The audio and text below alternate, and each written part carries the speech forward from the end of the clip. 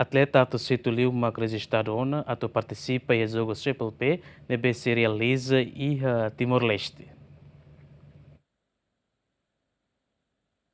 Na Timor-Leste se sai uma naimba jogo comunidade dos países de língua portuguesa que Triple P, foi em dezembro, tina rua Ronura Sentolo, nação membros Triple P Cira decide e a conferência Ministério da Juventude e Desporto Badala Sanuru Resinha e Luanda.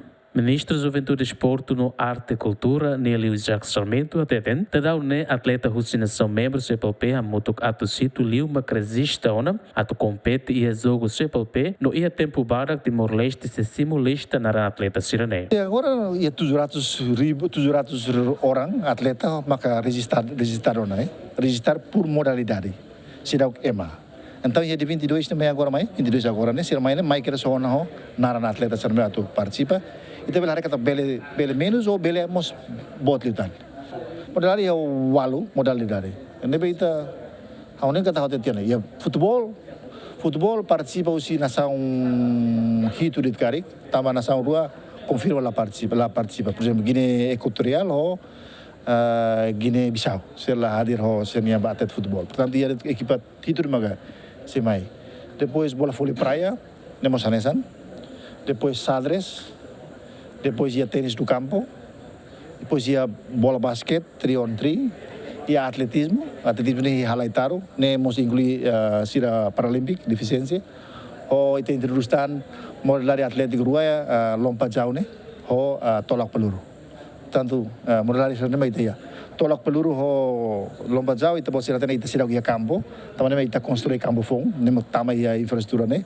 Campo Fong e a Estádio Municipal de lá. Governante ne atutan com a infraestrutura bazogo nien, governo se contrata companhia Valo, atuhalo reabilitação de emergência ba facilidade CNB atutiliza bazogos Triple P. Neste momento está concluiu ideias de liuba infraestruturas né. Também tem preocupação ali mas infraestruturas.